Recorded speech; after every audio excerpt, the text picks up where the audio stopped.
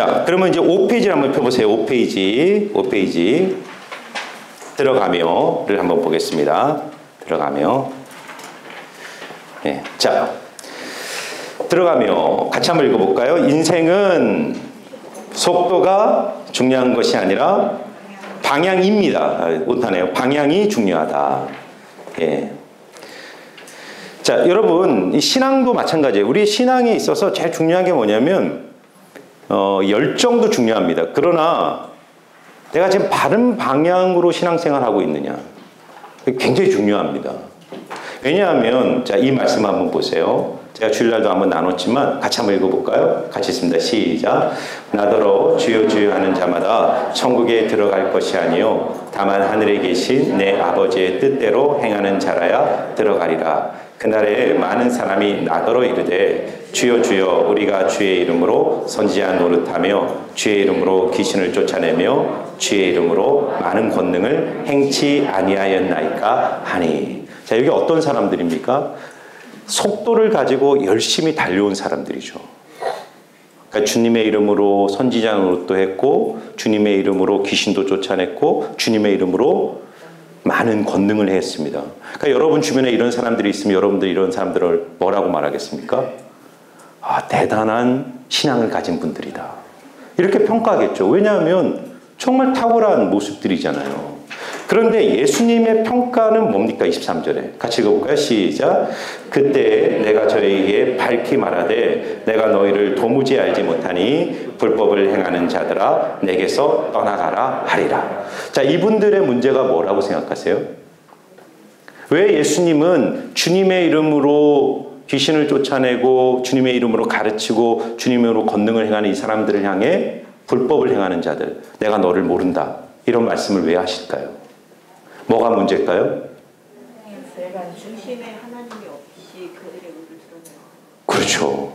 그러니까 여러 가지로 말할 수 있지만 하나님 없는 자기 열심인 거죠. 그러니까 하나님이 없으니까 방향이 틀린 겁니다. 그러니까 방향이 틀리면 속도를 내면 낼수록 문제인 거예요. 다시 돌아오기 어려우니까. 그러니까 처음부터 신앙생활의 정확한 방향이 뭔지를 알고 열심을 내는 게 중요한 거죠. 그러니까 이분들은 하나님에 대한 관계 없이 자기만의 열심으로 신앙적 질주를 한 것입니다. 그래서 신앙생에서 제일 중요한 게 뭘까를 한번 생각해 보세요. 이 질문을 어떤 사람이 예수님께 와서 물어요. 서기관이 예수님께 와서 뭐라고 질문합니까? 선생님, 율법 중에 어느 계명이 크니까? 다른 말로 하면 선생님, 신앙생활에서 제일 중요한 게 뭡니까? 기독교인으로서, 그리스도인으로서 신앙에서 내가 붙들어야 될 가장 중요한 게 뭡니까? 그럼 신앙에서 제일 중요한 게 뭘까요?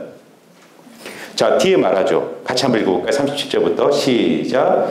예수께서 이르시되 내 마음을 다하고 목숨을 다하고 뜻을 다하여 주 너의 하나님을 사랑하라 하셨으니 이는 크고 첫째 되는 계명이요 둘째도 그와 같으니 내 이웃을 내 자신같이 사랑하라 하셨으니 이 두 계명이 율법과 선지자의 강령이니라. 아멘.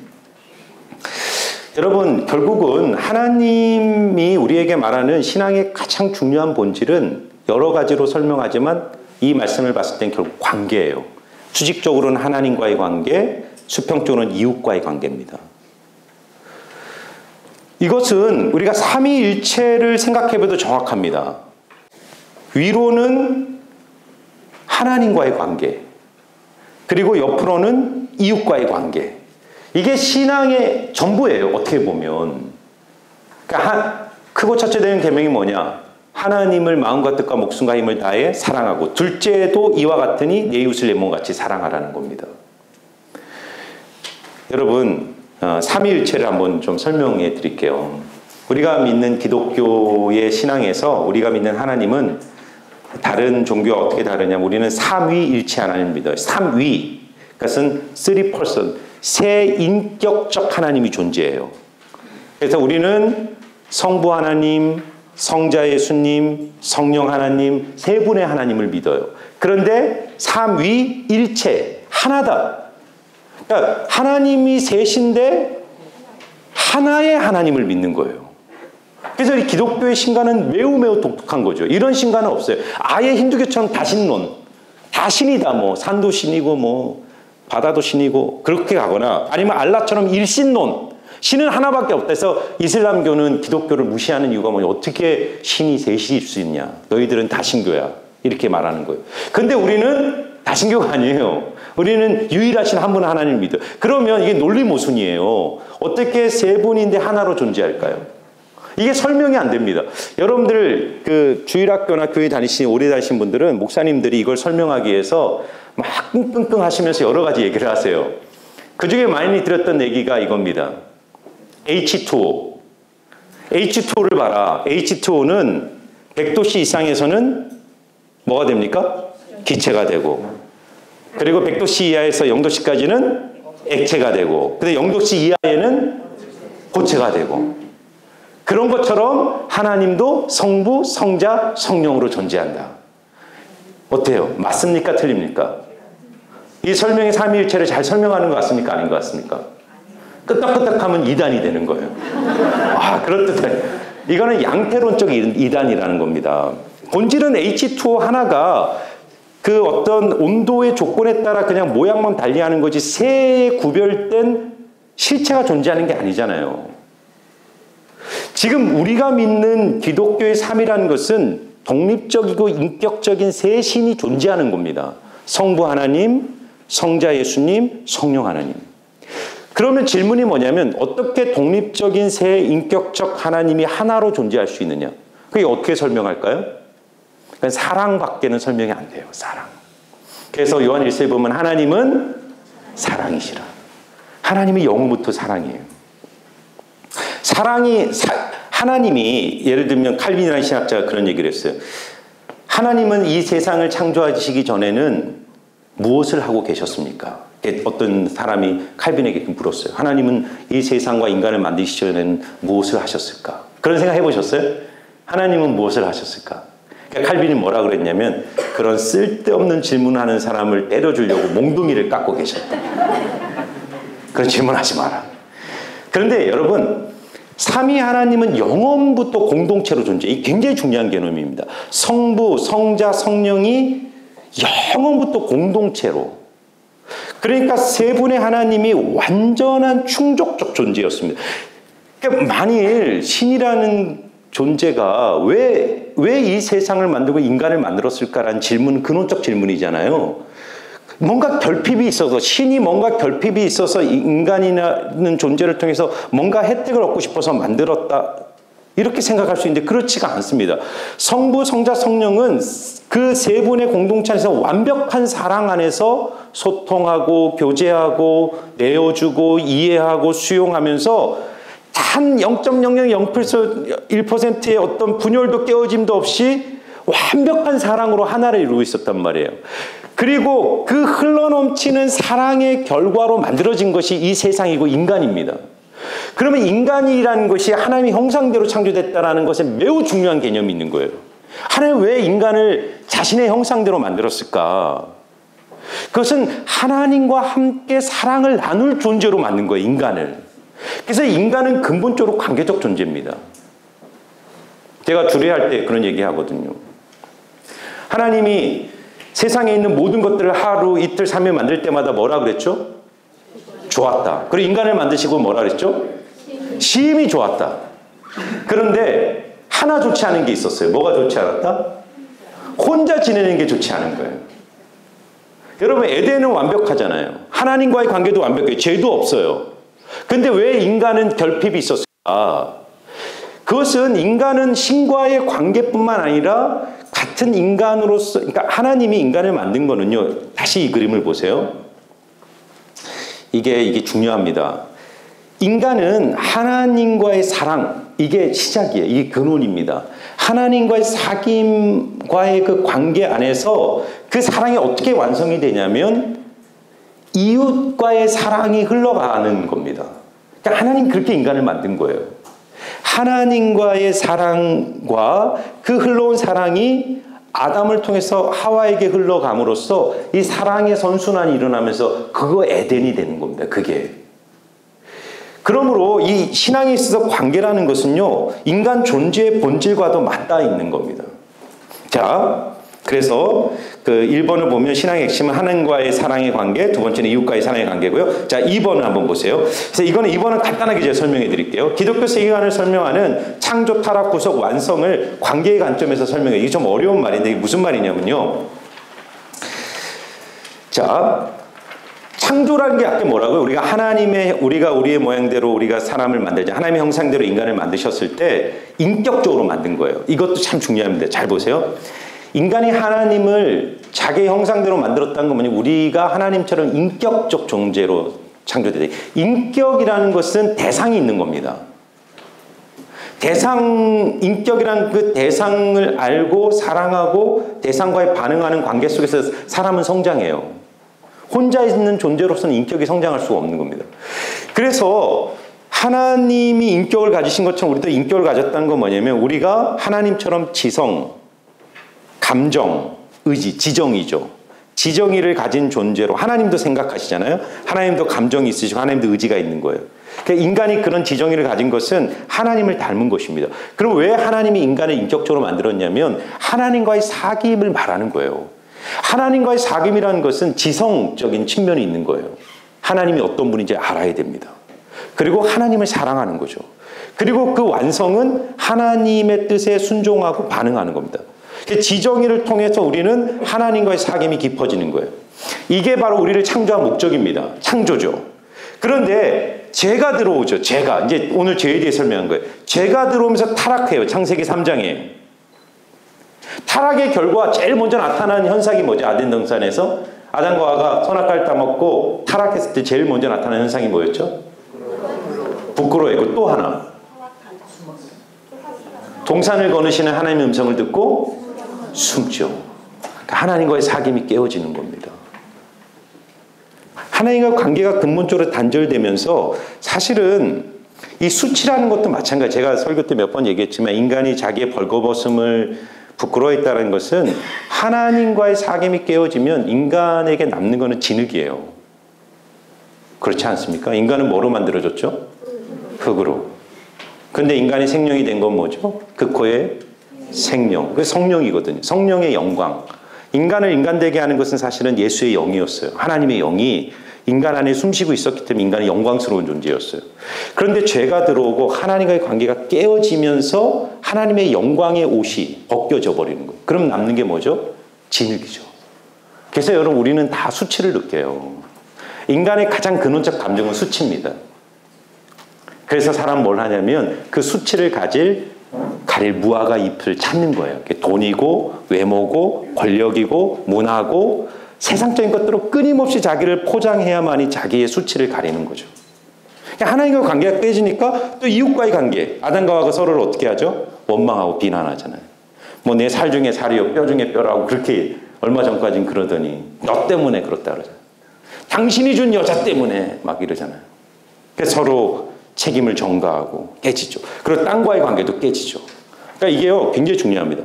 모든 관계망이 다 부서지는 근원에는 뭐가 있냐면 하나님과의 관계가 깨어지면요 자기 자신과의 관계, 이웃과의 관계, 이 세상과의 관계, 이 모든 관계망이 다 부서져 버리는 거예요. 이게 타락이죠. 타락입니다. 그러면 구속은 뭘까요? 예수 그리스도 창세기 3장부터 19장까지는 하나님이 인류를 구원하시는 개념이죠. 예수 그리스도의 십자가를 통해서 인간을 어떻게 구원하는. 구원이라는 게 예수 믿고 천국 가는 것. 이렇게 심플하게 생각해버리면 안 돼요. 아까도 얘기했지만 구원의 본질은 깨어졌던 하나님과의 사귐이 회복되는 겁니다. 하나님과의 사귐. 그래서 구원이라는 건 그 깊이를 가늠할 수 없는 겁니다. 여러분 한번 보세요. 관계라는 거는요. 깊어지는 거죠. 그렇죠? 관계라는 거는 깊어지는 겁니다. 아까 인격적 관계라 그랬잖아요. 예를 들면 똑같은 부부라 그래도 그 관계의 깊이는 다 다를 수 있어요. 10년, 20년 살아도 관계의 깊이가 피상적일 수 있습니다. 그러나 어떤 부분은 더 깊이 들어가는 거죠. 그건 뭐냐면 서로를 이해하는 깊이가 깊어지는 거예요. 삶의 경험을 공유하고 상대방을 이해하고 또 내가 인격적으로 성숙하면서 상대방을 이해하는 깊이가 깊어지고 그러면서 서로에 대한 어떤 연애할 때 어떤 불같은 뜨거운 감정이 아니라 훨씬 뭔가 차원이 다른 견고하면서도 깊은 감정, 그리고 상대방을 위해서 정말 희생하고 헌신할 수 있는 의지적 반응, 이런 것들이 종합적으로 이루어지면서 관계가 깊어지는 거예요. 부부관계뿐만 아니라 모든 관계는 그런 거예요. 하나님과의 관계도 마찬가지죠. 그러니까 구원이라는 거는 그냥 한 번 받은 것으로 끝나는 것이 아니라 우리가 주님 부르시는 그날까지 계속 영적으로 자라나는 겁니다. 그건 뭐냐면 사귐이 깊어지는 거예요. 자, 그리고 그러나 우리가 이 세상에 있을 때 육체로 있을 동안은 완성이 안 되는 겁니다. 그래서 우리가 지금은 거울을 보는 것처럼 희미한다 그렇죠. 주님과 아무리 사귐이 깊어도 육체를 갖고 있는 이상 하나님이란 존재는 늘 막연한 거예요. 그런데 우리가 주님이 재림하실 때 주님이 우리의 썩을 육체를 그리스도의 영광의 형체로 바꾸어 주시면 우리가 어떻게 됩니까? 정말 얼굴과 얼굴을 대면하는 것처럼 주님을 본다는 거예요. 그건 뭐냐면 어떤 안개도 그림자도 없는 완벽한 사귐 속으로 우리가 들어가는, 그게 천국인 거죠. 그게 새하늘과 새 땅에서 에덴인 거예요. 에덴. 에덴의 회복이에요. 에덴은 그런 곳이었거든요. 근데 그것을 천국에 가까웠던 건 뭐냐면 그 하나님과 누릴 완벽한 그 사귐을 예수 그리스도 안에서 오늘 우리가 이미 누리기 때문에 천국이 시작된 겁니다. 오늘 이 땅에서 천국을 누리는 거예요. 그래서 우리는 이 세상에서 구원은 받았지만 주님과의 사귐이 전혀 없이 살다가 천국 가면 뭘 느낄까요? 문화 충격을 느낍니다. 문화 충격. 왜냐하면 이 땅에서 하나님과 전혀 상관없이 겨우 예수 믿고 겨우 천국 갔는데 너무 다른 거지, 내가 생각했던 천국과. 그러니까 우리는 이 세상에서 이미 천국을 누린다는 그 관점으로 창조 타락 구속 과정이 기독교 세계관인데요. 그런 흐름으로 하나님이 우리를 구원해 가신다는 겁니다. 자, 그래서 3번 한번 보세요. 같이 읽어볼까요? 시작. 마태복음 22장 39절. 둘째도 그와 같으니라는 말의 뜻은 무엇일까요? 네모 안에 채워보세요. 뭐가 될까요? 하나님 사랑과 이웃 사랑은 동일하다는 뜻입니다. 그렇죠? 그래서 관계입니다. 전부 모든 것이 관계에 달려있다. 동전의 양면과 같다. 그래서 요한일서 4장 20절 21절에 그 말씀을 하는 거예요. 자, 넘어가 볼게요. 자, 같이 한번 읽어볼게요. 시작. 누구든지 하나님을 사랑하노라 하고 그 형제를 미워하면 이는 거짓말하는 자니 보는 바 그 형제를 사랑하지 아니하는 자는 보지 못하는 바 하나님을 사랑할 수 없느니라. 우리가 이 계명을 주께 받았으니 하나님을 사랑하는 자는 또한 그 형제를 사랑할지니라. 아멘. 그러니까 여러분 보세요. 관계라는 것이 하나님이 의도적으로 제일 큰 계명이 뭡니까? 라고 예수님께 물었을 때 마음과 뜻과 목숨과 힘을 다해 하나님을 사랑하는 거다. 그리고 둘째는 그와 같으니. 왜 그와 같단 말을 했을까? 그러니까 여러분 우리가 신앙의 본질이 뭔가를, 제가 아까 방향이 중요하다고 그랬잖아요. 지금 한국교회가 잃어버린 방향 중에 하나가 바로 하나님 사랑과 이웃 사랑이 분리되어 있는 부분이 있는 겁니다. 세상 사람이 볼 때는 하나님 사랑이 너무 뜨거운 거죠. 기도도 열심히 하고 뭐 성경도 읽고 뭔가 주님을 위해서 막 헌금도 막 열심히 하고, 그런데 삶의 현장에 들어갔을 때 이웃을 대하는 태도나 모습 속에서는 세상과 똑같은 모습들을 보일 때 세상은 우리의 사랑에 의문을 느껴요. 왜냐하면 그게 지금 주님의 말씀이잖아요. 하나님을 사랑하노라 하고 그 형제를 미워하면 거짓말하는 거다. 그래서 눈에 보이는 형제를 사랑하지 아니하는 자가 보지 못하는 하나님을 사랑할 수 없다. 이거는 동전의 양면이라는 거예요. 보이지 않는 하나님을 내가 사랑한다. 그거의 가시적 증거가 뭐냐는 거예요. 얼마나 기도를 뜨겁게 하냐, 얼마나 뭐 성경을 많이 하냐, 이게 아니라는 거죠. 제가 그 주일날 한번 설교했을 때 예화 드렸던 얘기 기억나시나요? 어떤 마을에 빵집 운영하는 분이 빵을 좀 작게 만들고 기도 시간에는 막 너무 뜨겁게 막 하면서 막 기도하니까 사람들이 막 안 좋아하잖아요. 그러니까 이분이 목사님께 찾아와서 사람들이 왜 나를 이렇게 안 좋아하는지 모르겠다. 그러니까 목사님 뭐라 그랬다고요? 빵은 조금 크게 만들고 기도 소리는 조금 작게 하고. 신앙의 포커싱을 바꾸라는 거죠. 그 중국의 어떤 도시에, 시골이죠. 중국은 이렇게 산등성에 이렇게 밭 농사를 많이 합니다. 크리스찬 농부가 있었어요. 그러니까 저런 산에 물을 대려면 얼마나 힘들겠습니까? 밑에 가가지고 막 하루 종일 땀을 뻘뻘 흘리면서 물을 댔단 말이에요, 논에. 근데 그 다음날 딱 가보니까 자기 논에 있는 물이 그 밑에 이웃집 논에 물이 다 들어가 본 거예요. 이 방둑을 딱 터가지고 그 얌체같이 그 물을 자기 밭에 다 갖다 댄 겁니다. 그러니까 크리스찬이 어떻겠어요? 화가 나겠어요? 안 나겠습니까? 화가 나죠. 당장 가서 멱살이라도 잡을까 하다가 그래도 내가 크리스찬인데 한 번은 참는다. 그리고 그 다음날 다시 했어요. 인내하면서 가서 또 채웠어요. 근데 그 다음날 가니까 또 그런 거예요. 또 자기 논에 있는 물이 다 밑에 집에 빠졌어요. 이제 진짜 못 찾겠다. 그래 막 이제 그 사람 멱살 잡으려고 가는데 하나님 그래도 한 번은 기도해라. 기도했어요, 하나님께. 하나님 어떻게 해야 됩니까? 너무너무 화가 납니다. 짜증납니다. 근데 기도하는데 하나님이 어떤 마음을 주셨냐면 그 사람 집 물부터 채워라. 그 사람 집 물부터 채워줘라. 그래서 이 사람이 아랫집 물부터 채워주고 그 다음에 자기 집 물을 채웠어요. 그러니까 이 사람이 감동을 먹은 거예요. 그런 거를 볼 수 없으니까 세상에서는. 분명히 와서 자기한테 멱살이라도 잡아야 되는데 그렇게 하는 모습을 보고 이분이 그 크리스찬의 모습에 감동을 받아 예수를 믿고 구원을 받았다는 그 워치만 네가 책에서 그 전기에서 쓴 이야기입니다. 그러니까 진짜 하나님 사랑이 뭔가를 보여주는 것이죠. 하나님을 사랑하기 때문에 기꺼이 이웃을 용서하고 섬기고 사랑하는 모습이 하나님 사랑에 대한 증명으로 드러나는 겁니다. 그런데 여기서 그럼 첫째, 둘째는 왜 나오냐면 아까도 얘기했잖아요. 하나님으로부터 오는 그러니까 이런 사랑 있죠. 이 중국 농부의 크리스찬 농부의 이런 사랑은 인간의 본성에서 사실 나오는 게 아닙니다. 이거는 사실은 그렇게 할 수가 없어요, 우리가. 그러니까 하나님과의 관계가 회복되고 하나님의 은혜가 회복될 때 그 은혜의 능력 안에서 그런 사랑들이 흘러가요. 이분이 기도하잖아요. 기도를 하니까 기도의 자리에서 하나님의 마음을 알게 되고 자신을 향한 하나님의 은총을 깨달으니까 그렇게 살아낼 수 있는 힘이 생기는 겁니다. 그래서 중요한 건 뭐냐? 신앙에서 제일 중요한 건 첫 번째, 하나님과의 사귐을 우리가 어떻게 회복할 거냐. 이게 신앙의 본질이에요. 하나님과의 사랑을 어떻게 회복해요. 근데 오늘 이제 4번입니다. 그것을 회복하는 데 있어서 정말 중요한 게 뭐냐. 자, 4번 같이 한번 읽어보겠습니다. 시작. 하나님과의 관계, 이웃 관계를 깨는 장애물이 무엇일까요? 성경은 그것을 죄라고 말합니다. 성경이 말하는 죄란 무엇일까요? 여러분, 여기 이제 보니까 신앙생활 오래 하신 분들도 많고, 물론 세례받는 분들도 있지만, 성경에서 정말 중요한 건 뭐냐면 죄가 뭔가에 대한 선명한 이해입니다. 그래야지 거기로부터 출발하는 겁니다.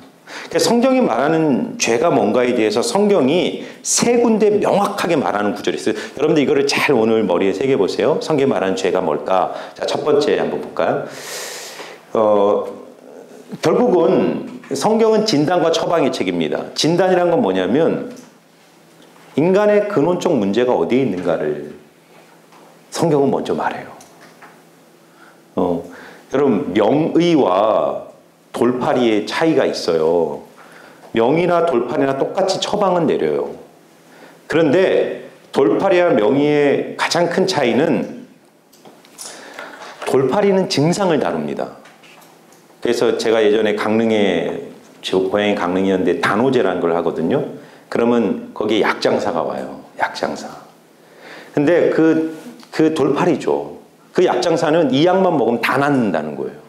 어떤 병이든 다 낫는다. 그 돌팔이죠. 그러니까 인간의 진통을 다루는 겁니다. 근데 진짜 명의는 뭐냐면 통증을 다루는 게 아니라 치고 들어가서 그 통증을 만들어내는 근원적 문제를 다루는 거예요. 여러분, 세상이 인간의 문제를 근본적으로 해결하지 못하는 이유는 뭐냐면 세상은 거의 대부분 증상을 다룹니다. 저는 왜 이 세상이 교육을 하고 문화를 만들고 법과 제도를 만들고 다 인간의 문제 때문에 나오는 거거든요. 이 세상에 너무나도 문제가 많으니까 인간은 어떻게든 이 문제를 풀기 위해서 철학도 만들고 종교도 만들고 법도 만들고 교육도 만들고 여러 가지를 하지만 그런 것들이 인간의 사회 문제를 해결하지 못하는 이유는 죄에 대한 문제를 이 세상적 시각은 근본적으로 간과합니다. 세상은 인간을 죄인이라고 보지 않아요. 인간에게 적당한 것들을, 좋은 것들을 입력하고 투자하면, 예를 들면 교육을 잘 받거나 또는 마음 공부를 하거나 또는 법이나 제도를 잘 만들거나 시스템을 만들면 세상은 바뀔 거다. 우리가 맨날 대통령 선거하면서 속는 게 뭐죠? 아, 이번에 대통령 바꾸면 뭔가 나라가 좋아질 거다. 계속 속죠? 시스템이 못 바꿔요. 왜냐하면 그 시스템을 운영하는 사람이 죄인이니까. 왜 그러냐면, 왜 속냐면 세상은 인간을 죄인으로 안 본다니까요. 죄가 뭔지 몰라요. 그러니까 여러분, 오늘 이제 여러분과 나누는 제일 중요한 주제가 뭐냐면 죄가 뭐냐는 거예요. 죄. 이 죄에 대한 정확한 인식과 개념이 없으면 절대로 이 세상은, 개인의 삶은 변화될 수가 없는 거예요. 그래서 죄가 뭐냐? 자, 오늘 그걸 나눌게요. 자, 첫 번째, 요한 1서 3장 4절이 첫 번째 정의입니다. 정확하게 죄는 이것이다 말합니다. 같이 한번 읽어볼까? 시작. 죄를 짓는 자마다 불법을 행하나니 죄는 불법이니라. 죄는 뭐라고요? 불법이 뭐죠? 불법? 영어로 lawlessness, 법 없음이에요. 법 없음, 불법, 아니 불자, 법법자, 법이 없다. 그러니까 법 없이 사는 게 죄라는 겁니다. 여러분, 이 불법이, 자, 헬라어로 아노미아인데요. 아노미아. 이 노미아는 법이란 뜻이고요. 이 A는 무란 뜻이에요. 무, 법이 없다. 그러니까 무법이 죄다. 그죠? 헬라어 언어에서도. 그러면 여러분, 무법하면 떠오르는 무슨 영화 제목? 황야의, 무슨 아이들이 좀 있으신 거예요. 황야의 무법자, 벌써 80년대 나온, 70년대 나온. 황야의 무법자만 한번 생각해 보세요. 황야의 무법자. 그 황야의 무법자는 어떤 얘기냐면, 보통 지금도 그렇게 각색돼서 계속 영화들이 나와요. 어떤 사람이, 정의로운 사람이 악당에게 막 당해요. 법이 없는 악당들한테. 그래서 이 사람이 너무나도 억울해서 공권력을 가진 보안관이나 경찰들에 가서 자기의 억울함을 호소해요. 근데 알고 봤더니 다 한통속이야. 그래서 더 고통을 당해요. 그래서 어떻게 합니까? 이제 광야에 들어가서 총 연습을 하는 거죠. 막 몇 년을 그냥 총잡이 연습을 해서 눈만 감아도 막 정확히 맞춰요. 그리고 돌아와서 어떻게 합니까? 자기를 괴롭혔던 악당들을 다 죽이죠. 그러면 이 사람은 법이 있는 겁니까? 없는 겁니까? 잘 생각해 보세요. 이 사람 법이 있습니까? 없습니까? 법이 없는 게 아니죠. 이 사람은 자기가 법인 거예요. 그렇죠? 내가 언제 죽일지, 어떻게 죽일지, 누구를 죽일지, 그거 다 누가 결정합니까? 내가 결정해요. 내가 법인 거죠. 그러니까 무법, 죄는 불법이라고 할 때 법이 없는 게 아니라 사실은 자기가 법인 거예요. 성경은 죄를 자기가 기준이 돼서 사는 삶을 죄라고 말해요. 여러분, 이 세상이, 잘 생각해 보세요. 이 세상이 고통과 무질서와 혼란에 빠진 이유는 다 자기가 법이기 때문이에요. 부부만 생각해도 보세요. 부부 생활이 쉽나요? 어렵나요? 굉장히 어렵죠. 왜 굉장히 어렵냐면 자기 기준이 있으니까. 다 자기 기준. 자기가 옳고 그름의 정확한 판단을 갖고 두 사람이 만나는 거예요. 기준이 충돌하는 거죠. 치약은 가운데서부터 짠다. 뒤에서부터 짠다. 저 지금도 싸웁니다. 지금도 안 바뀌더라고요. 성격이 다르고 살아온 배경이 다르고 삶의 스타일이 다르고 뭔가 가치관이 다르니까 그 법이 틀리기 때문에 항상 부딪히는 겁니다. 교회에서 제가 예전에 얘기했지만 제일 시끄러운 데가 우리 교회는 아니더라고요. 우리 교회는 아주 뭐 너무 부엌이 은혜로운데 어느 교회나 가면 부엌이 제일 시끄러워요. 부엌이 왜 시끄러운지 아세요? 다 우리 권사님들이 음식의 베테랑이거든.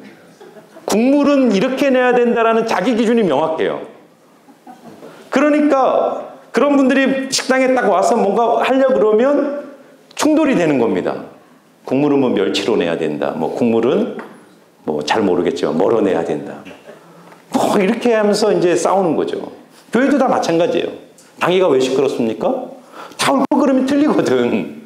같은 사안을 봐도 다 틀려요. 자기가 기준인 거예요.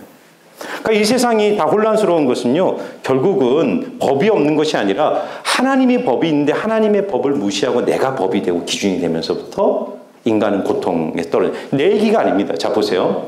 창세기로 돌아가보세요. 아주 중요한 질문인데 창세기 2장 9절 한번 읽어보겠습니다. 시작. 여호와 하나님이 그 땅에서 보기에 아름다운 먹기에 좋은 나무가 나게 하시니 동산 가운데에는 생명나무와 선악을 알게 하는 나무도 있더라. 자, 17절. 선악을 알게 하는 나무의 열매는 먹지 말라. 내가 먹는 날에는 반드시 죽으리라 하시니라. 자, 선악 동상 중간에 나무가 두 가지가 있었어요. 어떤 나무죠? 생명나무와 선악과가 있었다. 선악과는 정확하게 말하면 선과 악을 알게 하는 나무예요. 그걸 줄여서 선악과라 그런 거예요. 선과 악을 알게 하는 나무. 그러니까 하나님은 선악과를 먹지 말라 그랬어요. 그러면 여러분 이 두 나무가 갖고 있는 상징이 뭐라고 생각하십니까? 인간은 생명나무를 먹으면서 사는, 그러니까 생활의 두 가지 원칙을 상징하는 거예요. 그러니까 생명나무, 선악과. 생명나무는 먹고 선악과는 먹으면 안 되는 존재였어요. 근데 인간이 선악과를 먹은 거죠. 선악과를 왜 먹었습니까? 동기가 뭐죠? 사단이 와서 뭐라고 유혹하죠? 너가 선악과를 먹는 말엔 눈이 밝아져 하나님처럼 지혜롭게 될 수 있다. 자, 이 말이 거짓말일까요? 진짜일까요? 거짓말이에요? 진짜예요? 진짜예요. 자, 보세요. 선악과를 따먹고 하나님이 뭐라고 얘기하는지 보세요. 3장 22절에 여호와 하나님이 이르되 보라 이 사람이 선악을 아는 일에 우리 중 하나같이 되었으니 그가 그의 손을 들어 생명나무 열매도 따먹고 영생할까 하노라 하시고 에덴 동산에서 쫓아내시는 거예요. 하나님이 볼 때 선악과를 따먹으니 아담과 하와가 어떻게 됐다고요? 우리와 같이 됐대요. 그러면 뱀이 너 선악과를 먹는 날에 눈이 밝아져 하나님처럼 된다는 말은 거짓말이에요? 진실입니까? 진실이죠. 그런데 사단의 말은 항상 반쪽 진실입니다. 여러분 인간이라는 것은 어떻게 창조됐냐면 이 선악과라는 것 다시 보세요. 선악과라는 것은 생명나무라는 것은 인간은 하나님과의 사귐 속에서 하나님의 임재와 인도하심 속에서 인생을 호흡처럼 사는 존재로 창조된 거예요. 하나님의 빛이 항상 있는 거예요. 그러니까 내가 내 이성과 경험과 판단으로 어떻게 살아야 된다라고 사는 존재가 아니라 하나님과의 사귐 속에 있으면 내 이성과 내 존재 속에 주의 빛이 있기 때문에 그냥 호흡처럼 그 길을 가는 겁니다. 그런데 뱀이 와서 야, 너 언제까지 그렇게 하나님 지시나 명령 따르면서 그렇게 살래? 너 스스로 주체를 회복하고 너의 판단, 경험, 상식, 이성 그걸 가지고 살아. 그게 선악과예요. 선악과를 먹자 선과 악을 아는 일에 스스로 주체가 된 겁니다. 옳고 그름을 자기 이성으로 판단하는 겁니다. 이게 모든 죄의 뿌리라는 거예요. 그래서 이 첫 번째 죄는 이렇게 규정하는 겁니다. 자, 선악과를 따먹고 인간이 결국은 죄를 짓고 하나님을 몰아내고 스스로 판단의 주체가 되면서 인간의 세계는 혼란과 무질서 속에 떨어지게 된 것입니다. 자, 두 번째는 죄를 뭐라고 말하는지 보십시다. 4장 17절 같이 읽어볼까요? 시작. 그러므로 사람이 선을 행할 줄 알고도 행하지 아니하면 죄니라. 자, 거기 가로치기. 그러므로 사람이 선을 행할 줄 알고도 행하지 아니하면 죄니라. 뭐가 죄라고요? 뭘 행하지 않는 것? 선을 행할 줄 알면서도. 그럼 이 선이란 게 뭘까요? 선을 도덕적인 차원에서 이해하시면 안 돼요. 부모님께 효도하는 것, 남을 돕지 않는 것, 용서하지 않는 것, 이런 것들을 말하는 게 아니에요. 이것도 맞는 말이지만 지금 야고보가 여기서 말하는 선이 뭘까, 악이 뭘까를 생각해 보셔야 돼요. 여러분들이 성경을 읽을 때 제일 중요한 게 문맥을 파악하는 겁니다. 그래서 문맥 안에서 선이 갖고 있는 의미가 뭔지를 파악하셔야 되는데, 자, 한번 보세요. 13절, 14절. 그 다음에 아까 그 얘기가 나오는 겁니다. 그럼 이 문맥을 읽어보면서 지금 야고보가 말하는 선, 악이 뭔가를 생각해 보세요. 자, 들으라. 너희 중에 말하기를 오늘이나 내일이나 우리가 어떤 도시에 가서 거기서 1년을 머물며 장사하여 이익을 보리라 하는 자들아. 내일 일을 너희가 알지 못하는도다. 너희 생명이 무엇이냐? 너희가 잠깐 있다가 없어지는 안개니라. 너희가 도리어 말하기를 주의 뜻이면 우리가 살기도 하고 이것이나 저것을 하리라 할 것이거늘 이제도 허탄한 자랑을 하니 그러한 자랑은 다 악한 것이라. 그러므로 사람이 선을 행할 줄 알고도 행하지 아니하면 죄니라. 자, 그러므로라는 말이 나오죠. 그러면 앞에 있는 그 이야기를 받는 거예요. 그럼 여러분 이 이야기를 들으시면서 지금 야고보가 말하는 선은 뭐고 악은 뭐죠? 먼저 악이 뭐예요? 악. 이 사람의 악이 뭡니까? 지금 여기 나오는 이 사람의 악은 뭡니까? 장사하고 이익 보는 게 악입니까? 그럼 장사하면 안 되잖아요. 눈앞의 이익을 위해서. 그럴 수도 있어요. 그러나 잘 생각해 보세요. 이 사람이 지금 나가서 내가 1년 후에 어느 도시 가서 어떤 장사를 해서 내가 이익을 보겠다. 이게 왜 뭐가 문제죠? 그렇죠. 이 사람은 자기의 인생과 장래가 자기 손에 달려 있다고 생각하는 거예요. 인생은 내 계획, 내 뜻, 내 방법대로 진행돼. 제가 주일날 영적 나병에 대한 얘기를 했죠. 그 나병 환자가 주님께 와서 뭐라고 말하죠? 주께서 원하시면. 이게 회복의 출발이에요. 주님의 뜻이면. 이게 신앙의 고백이란 말이에요. 그런데 하나님을 모르는 사람들은 그 말 절대로 못합니다. 이 사람은 뭘 얘기하는 거예요?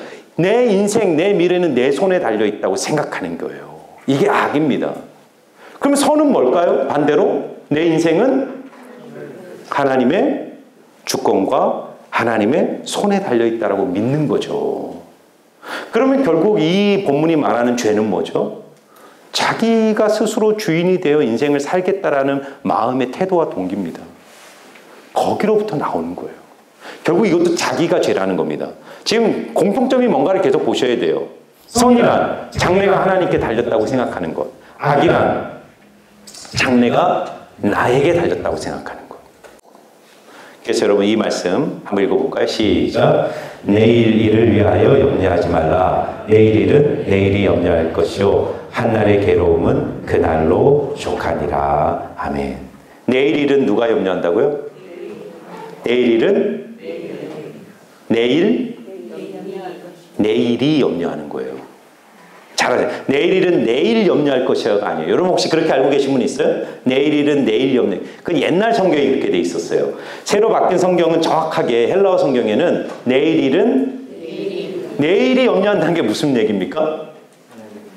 하나님이 오늘이나 어제나 내일이나 영원토록 동일하신 오늘 어제도 나를 도우셨고 오늘도 나를 도우셨고 내일도 나를 도우실 그 하나님의 은혜의 분량이 내일 책임지는 겁니다.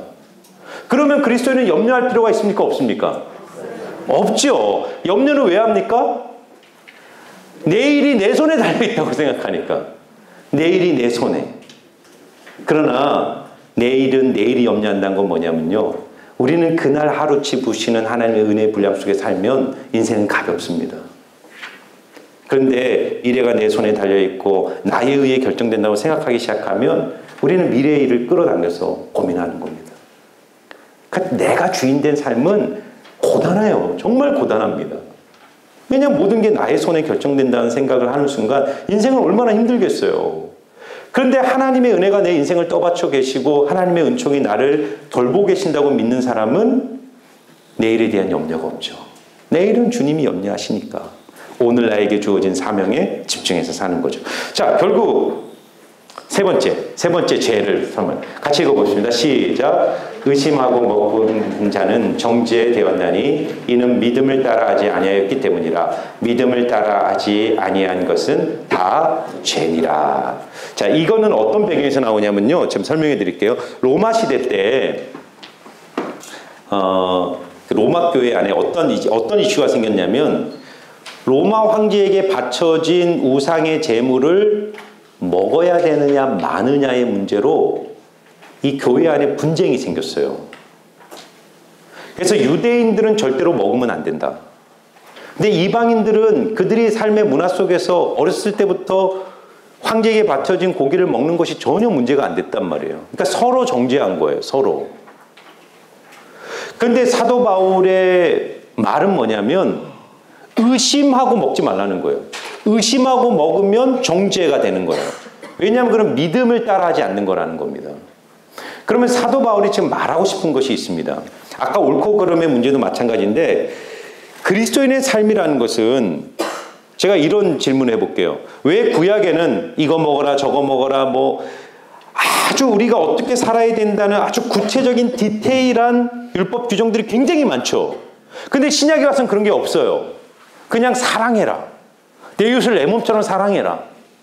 큰 틀만 말하지 구약처럼 막 안식일교는 그렇게 해서 구약 율법을 다 지켜서 막 돼지고기 뭐 이런 것도 막 안 먹고 뭐 그런 문자주의로 접근하면 구약의 율법들을 다 적용하는 건데 왜 신약에서는 그런 얘기를 안 할까요? 그러니까 율법이 예수님 때문에 의미가 없어진 것도 있어요. 그런데 또 하나 있어요. 신약을 사는 우리에게는 율법의 규정이 아니라 개인 튜터가 계세요. 튜터. 성령님이에요. 성령. 그러니까 여기서 의심하고 먹는다는 게 뭐죠? 성령의 감동과 성령의 인도하심이 아니라 자기의 이성과 자신의 양심과 그냥 경험을 따라 사는 게 죄라는 거예요. 성령이 내 안에 확신을 주면 먹으면 되는 겁니다. 근데 성령, 술도 똑같은데 술 문제 똑같습니다. 술 먹는 게 죄입니까? 죄가 아닙니까? 죄예요? 죄가 아니에요? 독일 사람들은 다 그리스도인들을 신실한 그리스도인 다 맥주 먹는데요? 여러분, 그리스도인의 윤리라는 것은 규정이 아닙니다. 물론 어떤 규정적 측면도 있어요. 근데 규정으로 가기 시작하면 율법주의가 돼요. 굉장히 피곤해집니다. 기독교는 자유의 율법이에요. 자유의 율법이란 건 뭐냐면 성령의 인도하심을 따르는 삶이에요. 내가 초신자인데 지금 막 어제까지 막 술 먹었어. 그런데 너 술 끊지 않으면 교회 못 들어와. 구원 못 받아. 이렇게 말하면 그건 뭐죠? 그건 율법이죠. 그 사람의 구원을 막는 겁니다. 하나님은 그 사람이 술 먹든 안 먹든 전혀 문제가 안 돼요. 근데 그 사람이 교회에 와서 말씀을 듣고 은혜를 체험하고 성령을 알게 되고 성령의 감동하심이 무엇인지 느끼기 시작하면서 어느 순간 술에 대해서 하나님이 내 마음에 양심을 줘요.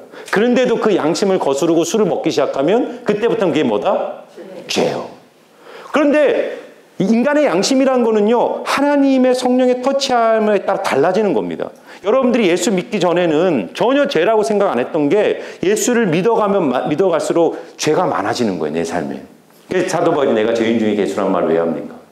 그렇게 거룩하게 살았는데 주님께 가까이 나가면 나갈수록 주님의 빛 앞에서 이전에는 죄가 아니라고 생각했던 게 죄로 느껴지는 겁니다. 성령을 따라 사는 삶이죠. 이게 그리스도인의 삶이에요. 예수 믿는다고 하면서 성령과 상관없이 그냥 나의 율법 규정이라든가 몇 가지 종교적 어떤 그런 것들을 가지고 사는 것은 그리스도인의 삶이 아니다라는 걸 말하는 겁니다. 자, 그래서 믿음에 근거하지 않는 것이 죄다. 자, 제 결론입니다. 이게 오늘 핵심이에요. 자, 같이 읽습니다. 시작. 불법은 뭐가? 자기가 법. 알고 행하지 않는 것. 뭐가 죄죠? 장래의 주관자가 자기라는 것. 이게 악이고 죄라는 것. 믿음으로 하지 않는 것은 뭡니까? 성령이 아니라 자기 마음대로 하는 것. 그러면 성경이 말하는 죄의 근본적 의미는 뭐죠? 같이 읽어봅시다. 시작. 내가 하나님이 되려고 하는 것. 이게 죄입니다. 자, 중요한 그림 하나 보여드릴게요. 이 그림을 잘 이해하세요. 여러분 봐보세요. 이게 죄에 대한 세 가지 관점입니다. 이 세상은 죄를 어디에서 찾냐면 열매에서 찾아요. 그래서 사회 규범에 대한 위반, 도덕, 윤리, 법에서 다루는 영역입니다. 그러니까 인간의 행동 영역 안에서 죄를 찾아요. 그러니까 세상은 아무리 머리로 생각해도 행동으로 나타나지 않으면 그걸 죄라고 얘기 안 하잖아요. 그죠? 근데 오늘 그 얘기를 하더라고요. 오늘 교도소를 갔다 왔거든요. 그 교도소장이 교도소에 있는 사람들을 착하다는 거예요. 많은 사람들은. 그 무슨 범죄라 그러냐면 우발 범죄라 그러는. 그러니까 이게 다혈질이기 때문에 그냥 어떤 순간에 욱 해가지고 눈이 뒤집혀가지고 범죄에서 들어온 사람이 80%라는 거예요. 근데 진짜 나쁜 사람은 어떤 사람이냐면 계획 범죄. 치밀하게 계획한 사람들. 그런 사람 진짜 나쁜 사람이지만 욱 해서 나오는 그거는 그냥 교도소 안에 있을 뿐이지 밖에 있는 그 상황과 환경과 여건이 조성이 안 되는 거지 사람들은 그런 상황에 들어가면 누구든지 그런 죄를 질 수 있다는 거죠. 지금 세상은 인간의 행동만 갖고 죄인이냐 죄인이 아니라 그러니까 교도소 안에 있는 사람보다 교도소 밖에 있는 사람이 더 죄인일 수가 있어요. 왜냐하면 그 사람들은 더 면밀하게 법을 알고 특별히 법을 집행하는 판사들, 뭐 검사들, 변호사들 이 사람들은 법을 이용하잖아요. 법망에 어디가 틈새가 있고 주도적으로 법을 이용하면서 엄청난 범죄를 하지만 문제가 없이 다 덮고 가잖아요. 그러나 단순한 범죄, 장발장처럼 배고픔 때문에 막 우발적으로 어떻게 죄를 진 사람은 힘이 없으니까 들어가죠. 그러니까 세상은 다 행동에서 죄를 찾는 거예요. 그러니까 사실은 인간의 문제를 정확하게 못 보는 거죠. 아무리 열매를 잘라도 계속 열매가 맺히는데요. 그럼 뭐냐면 결국은 줄기의 문제인데 이 줄기는 결국 고등 종교에서 다루는 거예요. 인간의 마음 공부를 하잖아요. 불교, 이슬람교 이런 고등 종교들은 결국 인간의 행동은 마음에서부터 온다. 그래서 마음을 다스려야 된다는 거예요. 그게 고등 종교가 하는 겁니다. 그러나 기독교는 인간의 마음을 결정하는 건 뭐냐면 여러분 보세요. 세상에 제일 어려운 게 뭐죠? 제일 어려운 게 마음 먹는 거예요. 마음을 바꾸는 게 제일 어려워요. 사람은 마음만 바꾸면 완전히 달라지는 겁니다. 근데 마음 먹기가 그렇게 어렵고 마음을 바꾸는 게 그렇게 어려워요. 왜 그러냐면 공부를 해서 마음이 안 바뀌어요. 성철 스님이 여러분 인터넷 찾아보세요. 다 나와 있어요. 그분이 13년인가 15년 면벽 수행을 하잖아요. 굴에 들어가서. 사리가 뭐 몇십 개가 나오잖아요. 그런데 그분이 나중에 죽기 전에 뭐라 그러면 뭐라고 하면서 죽어요? 내 악이 수미산보다 크다. 그래서 나는 무간지옥에 떨어진다. 내가 수많은 중생들을 속였으니. 그러니까 그분 정직한 거죠. 자기 내면을 계속 성찰하면 성찰할수록 자기 마음에 나오는 건 죄밖에 없다는 걸 아는 거예요. 그러면 인간의 마음을 바꾸는 거는 뭐냐? 결국 하나님과의 관계. 하나님과의 관계. 이 뿌리는 뭐냐? 하나님을 밀어내고 내가 주인이 되는 삶으로 하는 도덕적 노력, 종교적 노력, 인간의 마음에 있는 모든 어떤 것도 인간의 죄의 문제를 그런 쪽 해결이 안 되는 겁니다. 인간의 마음을 바꾸는 건 하나님밖에 없어요. 하나님과의 관계, 하나님과의 사랑이 회복될 때 뿌리가 살아나서 결국은 어떻게 됩니까? 줄기가 회복되고 그 다음에 성령의 9가지 열매가 맺히는 거예요. 사랑과 희락과 이건 뭐냐면 뿌리의 문제입니다. 뿌리의 문제. 모방의 문제가 아니에요. 열매를 모방으로 할 수 있습니까? 사과 맞고 싶다고 사과 나무 이렇게 열매 잘라가지고 갖다 붙인다고 그게 사과 열매가 안 되잖아요. 이거는 뿌리로부터의 문제예요. 뿌리가 살아나서 뿌리. 그래서 여러분 자 로마서 1장 8절 같이 한번 읽어볼까요? 같이 읽습니다. 시작. 하나님의 진노가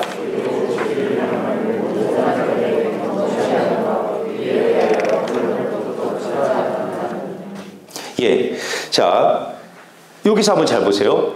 하나님의 지금 진노가 쏟아지고 있는 1차적 대상을 뭐라 그러죠? 두 가지가 지금 하나님의 진노가 불의로 진리를 막는 사람들의 경건치 않음과 불의에 대해 쫓아가는 거예요. 그러니까 하나님이 지금 인간의 죄에 대해서 하나님은 진노하시는데 그 죄의 본질은 두 가지인데 첫 번째는 경건치 않음. 경건치 않음이 영어로 뭐죠? godlessness. 이게 이제 무슨 god은 하나님이고 less는 없음, 없다. 그럼 less는 명사형이에요. 하나님 없음의 상태예요. 경건치 않음이라는 게. 하나님의 진노는 그 마음에 하나님이 없고 자기로 충만한 상태입니다. 그리고 이게 뿌리예요. 이 경건치 않음으로부터 뭐가 나오냐면 불의가 나와요. wickedness, 불의. 이거는 생각, 마음의 악, 생각의 악, 행동의 악이에요. 그러니까 여러분들이 로마서 1장 18절부터 그 마지막 절을 오늘 가서 한번 읽어보세요. 인간에 대해서 이렇게 정확하게 설명하는 성경 구절이 없어요. 하나님을 알 때 하나님을 영화롭게 아니하고 하나님의 영광을 썩어지지 아니할 사람과 금수와 짐승의 버러지 우상으로 바꾸었다는 거예요. 그러니까 인간의 문제는 뭐냐면 창세로부터 그에 보이지 않는 하나님의 영광을 다 봐요. 이 자연 계시 속에. 그런데 인간의 마음이 의도적으로 하나님을 몰아내는 거죠. 그래서 뒤에 보면 사람이 그 마음에 하나님 두기를 싫어하며 이렇게 나와요. 저희가 마음에 하나님 두기를 싫어하며 하나님께서 저희를 그 상실한 마음대로 내어버렸다. 딴리슨이죠. 불경건이죠. 이게 인간의 본질적 문제라니까요. 여기로부터 뭐가 나오냐면 합당치 못한 일들이 나오는 거예요. 불의, 추악, 탐욕, 악의, 시기, 살인, 분쟁, 사기, 악독, 수근수근, 비방, 능욕, 교만, 자랑, 악을 도우고 부모고요. 모든 인간의 불의의 생각, 마음, 행동의 모든 죄는 뿌리가 뭐냐? 하나님을 밀어내는 마음이에요. 내가 주인된 마음이죠. 그럼 결국은 우리 신앙의 본질은 내가 어떻게 내 중심적 마음에서 하나님 중심적 마음으로 회복할 거냐? 어떻게 하나님과의 관계를 회복할까? 이 싸움인 거예요. 교회를 나와도 자꾸 행동으로 노력하시면 안 돼요. 그건 그 다음 문제면. 내가 내 행동, 어떤 내 잘못된 삶의 모습, 이게 문제가 아니라니까요. 그렇게 해서 바뀔 수 있는 문제가 아니라 내가 하나님과의 바른 관계, 뿌리가, 그래서 이 그림 한번 보세요. 자, 하나님과의 관계가 회복이 되면 모든 불이라는 것은요, 아까도 보세요. 이 불이라는 게 이게 다 뭡니까? 이게 사람과의 관계 속에서 나오는 죄들이에요. 죄란 게 다 사람과의 관계죠. 불의, 추악, 탐욕, 악의, 시기, 살인, 분쟁, 사기, 이게 다 사람과의 관계잖아요. 근데 이게 왜 생긴다고요? 하나님과의 관계, 하나님의 사랑이 오면 자연스럽게 사랑이 우리에게 흘러가는데 이게 지금 이 라인이 깨져버린 거예요. 뭐가 들어온? 죄가 들어온 거예요. 내가 주인되고 하나님을 밀어낸 거죠. 그러니까 뭐가 문제일까? 사랑이 못 가는 겁니다. 사랑이 못 가니까 이웃과의 관계가 다 부서져 버리는 겁니다. 그래서 자 이제 이거로 마무리할게요. 시편 1편을 보면 복 있는 사람은 얘기를 하면서 시냇가에 심은 나무와 같다라는 얘기를 해요. 이 나무가 원래 이 광야 사막에 있던 나무예요. 죽어가던 나무였단 말이에요. 근데 이 나무가 시절을 쫓아 열매를 맺고 그 잎사귀가 마르지 않고 그 하늘이 다 형통하고 열매를 맺는 거는 다른 게 아닙니다. 그 나무를 바꾼 게 아니에요. 지금 눈에 보이는 이 땅 위에 있는 나무의 어떤 부분에 투자를 하거나 뭔가 그 나무를 교정해서 바뀌는 게 아니란 말이에요. 저는 시냇가에 심겨진 나무와 같다 그래요. 심겨진, planted, 수동태입니다. 광야에 있던 나무, 자기가 주인되어서 살아가던 그 삶이, 그 삶의 중심이 시냇가, 하나님의 다스림과 주권과 통치의 땅으로 뿌리가 내리자 바뀌는 거예요. 이게 인간의 삶을 정확하게 말하는 겁니다. 내가 노력해서 내 삶을 바꾸는 게 아니라 내 중심이 하나님과의 관계가 회복되어 있는가. 이 부분을 통해서 그래서 우리는 어떻게 회복하는지 다음 주부터 그 얘기를 하는 겁니다. I am the way, the truth, the life. No one comes to the Father except through me. 그러니까 내가 곧 길이요. The way. A way가 아닙니다. 수많은 길들 중에 하나의 길이 아니에요. The way, 유일한 길. The truth. 수많은 진리 중에 신에게로 가는 종교다운주의적 접근하시면 안 돼요. 요즘 종교다운주의가 기독교인들 좀 많이 받아들입니다. 정상에 가면 신을 다 만난다. 가는 길과 코스만 다를 뿐이지 올라가면 다 신을 만난다. 그래서 기독교도 모든 진리 중에 하나다. 아니에요. 성경은 the way, the truth, the life, 정관사 더, 유일한 길, 유일한 진리, 유일한 생명. 그래서 no one comes, 누구도 아버지께 올 수 없다. except through me, 나를 제외하고는. 내가 아니고서는 누구도 아버지께 갈 수 없다는 거예요. 그래서 기독교의 본질은 예수 그리스도인 거예요. 예수 그리스도 안에서 우리는 하나님과의 관계를 회복하는 겁니다. 그래서 원시복음이나 아담과 선악과를 따먹고 타락하자마자 하나님 구속의 역사를 시작하는 겁니다. 그래서 한번 같이 읽어볼까요? 시작. 내가 너로 여자와 원수가 되게 하고 너의 후손도 여자의 후손과 원수가 되게 하리니 여자의 후손은 내 머리를 상하게 할 것이요 너는 그의 발꿈치를 상하게 할 것이니라 하시고. 이 여자는 아담이죠. 하와죠. 그리고 여자의 후손은 하와의 후손은 예수 그리스도예요. 원수는 사탄입니다. 하나님이 예수 그리스도를 통해서 이 사단의 모든 권세를 꺾으시고 인간을 구속하실 계획을 이미 창세기부터 시작하신 거예요. 그게 펼쳐지는 겁니다. 자, 그래서 이 죄의 문제를 해결하는 것은 바로 예수 그리스도예요. 하나님과 깨어진 단절의 문제를 어떻게 해결할 거냐? 결국은 복음은 이 죄의 문제예요. 죄. 내가 주인 되어서 사는 삶. 많은 분들이요, 이 죄의 문제를 해결하지 못한 채 신앙생활 하는 분들이 굉장히 많습니다. 그래서 이제 다음 주부터 여러분 나눈 게 뭐냐면, 왜 예수 그리스도의 십자가만이 인간의 죄의 문제를 근원적으로 해결할 수 있는가? 이거를 깨닫는 게 복음을 깨닫는 겁니다. 그래서 예수 그리스도의 십자가를 통해서 죄의 문제가 해결되고, 그 결과 어떻게 됩니까? 다시 우리의 삶에 하나님의 사귐이 회복되고, 그 결과 이웃과의 사귐이 회복되는, 이 거룩한 선순환이 복음 안에서 회복되는 겁니다. 성경은 이 이야기입니다. 전부가 이 이야기예요. 이걸 얼마나 깊이 우리가 깨닫고 아느냐, 이게 핵심인 것입니다. 자, 그러면 9번을 한번 보세요. 제가 앞부분은 그냥 쭉 설명했는데, 9번. 복음은 예수 그리스도 안에 나타난 하나님의 사랑과 은혜를 깨닫는 거예요. 하나님께서 예수 안에서 우리에게 베푸신 사랑에 대해 성경은 무엇을 말하고 있나요? 자, 이 빈칸은 여러분이 집에 가셔서 그 빈칸을 한번 쭉 찾아보면서 예수님이 우리의 죄의 문제를 어떻게 해결하셨는지를 한번 쭉 찾아보면서 여기에 적어보시면 되겠습니다. 예, 그러면